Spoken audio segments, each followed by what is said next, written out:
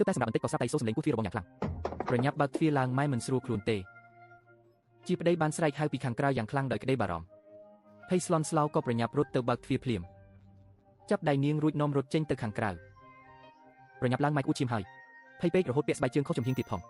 ងលុះឡើងលើឡានទើបដឹងថាបងថ្លៃស្រីទាំងពីរនាក់ក៏នៅទីនោះដែរម្នាក់មានទឹកមុខស្រពោននិងតានតឹងជាខ្លាំងម្ដាយក្មេកត្រូវបានគេគ្រានៅកណ្ដាលគាត់ខ្ទប់ទ្រូងទាំងធ្ងន់តិចពេលទៅដល់មន្ទីរពេទ្យគាត់ត្រូវបានគេបញ្ជូនចូលបន្ទប់សង្គ្រោះបន្ទាន់អង្គុយនៅច្រកផ្លូវដើររួចសួរតិចថាតើយើងមានលុយប៉ុន្មានបងធំប្រាប់ថាឲ្យគ្រួសារទាំង3ជួយចេញម្នាក់ស្មើគ្នាគឺម្នាក់8000សិនលុយសន្សំរបស់ពួកគេជិតកន្លះឆ្នាំមកនេះសរុបទៅមានតែជា10000ប៉ុណ្ណោះនោះគឺជាលុយសម្រាប់ទុកបងថ្លៃសាលាឲ្យកូននិយាយទាំងញោមមកថាតើយើងបានលុយច្រើនម្លឹងមកពីណាចុះលុយ2000ដែលពុកឲ្យលើកមុននោះយកចេញមកសិនមកនោះគឺជាលុយសម្រាប់បងថ្លៃសាលាកូនតាចាប់ដើមខឹងព្រោះផ្ទះបងធំមានហាងនៅទីរួមស្រុកហេតុអ្វីត្រូវចែកស្មើមិនទាន់និយាយចប់ផងក៏ទះជញ្ជាំងផាំងនោះគឺជាម៉ែរបស់ខ្ញុំណាស្រក់ទឹកភ្នែកមកភ្លាមមួយសន្ទុះក្រោយមកបងថ្លៃស្រីចេញមកប្រាប់ថាម៉ែដឹងខ្លួនហើយពួកគេក៏នាំគ្នាចូលទៅក្នុងបន្ទប់អ្នកជំងឺម្ដាយក្មេកចាប់ដៃរួចនិយាយទាំងខ្សោយកម្លាំងថាម៉ែនៅមានរបស់ខ្លះលាក់ទុកនៅក្នុងរន្ធឡាវទឿនៅផ្ទះចាស់ចាំឯងទៅយកវាចេញមកកុំឲ្យបងឯងដឹងឲ្យសោះបងធំនិងបងទី2មើលមកគ្នាទឹកមុខពួកគេមិនសូវល្អឡើយប៉ុន្តែគ្មាននរណាម្នាក់ហ៊ានហាត់មាត់សួរអ្វីឡើយថ្ងៃបន្ទាប់ម្ដាយក្មេកក៏សុំចេញពីមន្ទីរពេទ្យ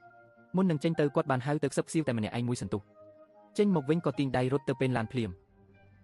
តោះទៅភូមិវិញដើម្បីរករបស់នោះពេលទៅដល់ផ្ទះចាស់រើកាយអស់ពេញមួយថ្ងៃចុងក្រោយក៏រកឃើញកញ្ចប់ក្រដាសមួយនៅក្នុងរន្ធឡាវទឿនៅក្នុងនោះមានតែកងដៃប្រាក់មួយគូដែលមានសភាពចាស់ទៅហើយមានតែប៉ុណ្ណឹងអស់សង្ឃឹមជាខ្លាំងក៏បង្ហាញទឹកមុខខកចិត្តដែរប៉ុន្តែនៅតែទុកវាក្នុងហោប៉ៅពេលត្រឡប់មកដល់ផ្ទះកាន់តែគិតកាន់តែមានអារម្មណ៍ថាមិនស្រួលនាងឆ្លៀតពេលចេញទៅក្រៅលួចទៅផ្ទះមីងវ៉ាងនៅដើមភូមិមីងវ៉ាងគឺជាអ្នកដឹងរឿងគ្រប់យ៉ាងនៅក្នុងភូមិពេលនិយាយរឿងនេះប្រាប់មីងវ៉ាងក៏សើចក្អាកក្អាយម្ដាយក្មេកឯងអួតឈាមមិនពិតទេកាលពីម្សិលមិញខ្ញុំឃើញគាត់ដកស្មៅក្នុងចំការតើភ្ញាក់ព្រឺតក្នុងចិត្តភ្លាមកាលពីខែមុនម្ដាយក្មេកឯងយកកងដៃប្រាក់នោះទៅឲ្យតាលីដែលជាអ្នកទិញរបស់ចាស់មើលវាមានតម្លៃតែ3000យន់ប៉ុណ្ណោះតាលីសួរគាត់ថាមានរបស់ផ្សេងទៀតទេគាត់ថាមានតែមិនលក់ទុកឲ្យកូនប្រុសពៅគិតយ៉ាងលឿនម្ដាយក្មេកធ្វើពុតជាឈឺដើម្បីប្រកួតរបស់ឲ្យកូនពៅនៅមុខបងនេះមិនមែនជាការសម្ដែងទេប៉ុន្តែកងដៃតម្លៃ3000យន់ចាំបាច់អីត្រូវធ្វើរឿងធំដុំឡើងនាងអរគុណមីងវ៉ាងរួចត្រឡប់មកផ្ទះវិញប្រាប់រឿងនេះដល់ស្ដាប់ហើយទឹកមុខប្រែជាស្លេកស្លាំងភ្លាមមួយសន្ទុះក្រោយមកទើបគាត់និយាយទាំងខឹងថាអញដឹងអីរបស់ដែលម៉ែលាក់ទុកមិនមែនជាកងដៃនោះឡើយស្រឡាំងកាំងភ្លាមដើរចុះដើរឡើងក្នុងផ្ទះជាច្រើនជុំចុងក្រោយក៏អង្គុយចុះរួចនិយាយតិចថាដីភ្នំដែលលោកតាទុកឲ្យកាលពីឆ្នាំមុនមានថៅកែម្នាក់ចង់ទិញអភិវឌ្ឍក្នុងតម្លៃ3សែនប្លង់ដីនោះគឺជាឈ្មោះរបស់ម៉ែប្រាប់ថាលុយនេះនឹងឲ្យមកខ្ញុំតែម្នាក់គត់3សែនឲ្យទាំងអស់មែនទេមិនទាន់ទាំងត្រេកអរផងក៏និយាយបន្តដែលធ្វើឲ្យនាងស្រងៀកចិត្តប៉ុន្តែប្លង់ដីនោះបាត់ហើ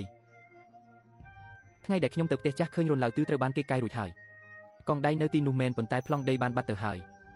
ភ័យញាប់ញ័រតើនរណាជាអ្នកយកខ្ញុំសង្ស័យថាជាបងធំព្រោះម៉ែឈឺភ្លាមក្រោយពេលបងធំទៅជួបគាត់ខួរក្បាលវិលវល់អស់ហើយយប់នោះនាងគេងមិនលក់ឡើយគិតចុះគិតឡើងនាងមានអារម្មណ៍ថាមានអ្វីមិនប្រក្រតីតើដឹងរឿងប្លង់ដីតាំងពីពេលណាហេតុអ្វីបានជាលាក់បាំងនាងរហូតមកគាត់ថាប្លង់ដីបាត់ប៉ុន្តែភ្នែករបស់គាត់ហាក់ដូចជាកំពុងលាក់បាំងអ្វីម្យ៉ាងឬមួយក៏ប្លង់ដីមិនបានបាត់ទេនាងនឹកឃើញថ្ងៃដែលដឹករបស់ទៅផ្ទះពូគាត់បានត្រឡប់មកផ្ទះវិញពាក់កណ្ដាលផ្លូវគាត់ថាភ្លេចយកបារីតែរបស់នៅក្នុងរន្ធឡាវទឿថ្ងៃនោះត្រូវបានគាត់យកទៅបាត់ហើយមែនទេព្រឹកឡើងក៏ទៅទីរួមស្រុកដើម្បីរកតាលីភ្លាមលុះតាលីថានាងមកពីគ្រួសារតកូលកងដៃប្រាក់ផ្ទះឯងមានតម្លៃតែប៉ុន្មានពាន់យន់ប៉ុណ្ណោះប៉ុន្តែថ្ងៃនោះម្ដាយក្មេកឯងមិនមែនយកមកតែកងដៃឡើយ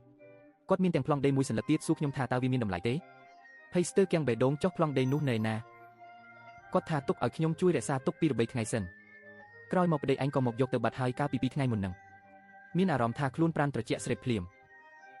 បានបោកប្រាស់នាងប្លង់ដីមិនបានបាត់ទេគឺគាត់យកទៅបាត់ហើយនាងដើរត្រឡប់មកផ្ទះវិញរួចរុញទ្វាររបងចូលកំពុងអង្គុយជក់បារីនៅគៀនជញ្ជាំងឃើញនាងត្រឡប់មកវិញគាត់បង្ហាញទឹកមុខភ័យស្លន់ស្លោភ្លាមតើឯងទៅណាទើបតែមកវិញខ្ញុំទើបតែត្រឡប់មកពីផ្ទះតាលីវិញ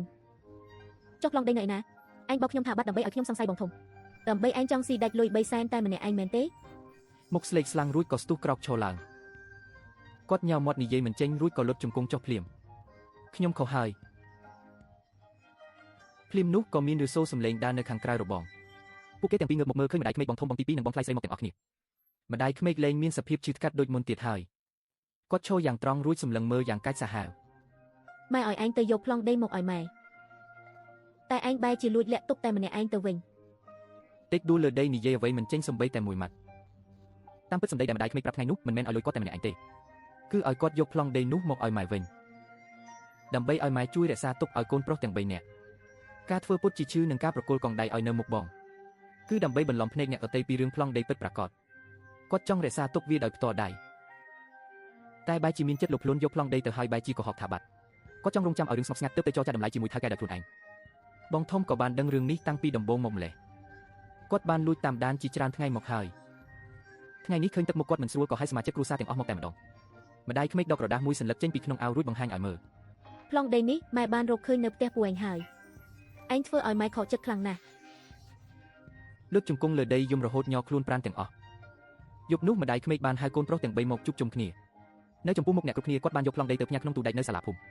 ដីនេះលក់បានលុយប៉ុន្មានត្រូវចែកឲ្យកូនទាំង3ស្មើគ្នាក្នុងនាមជាម្ដាយម៉ែត្រូវតែមានយុទ្ធធម៌បំផុត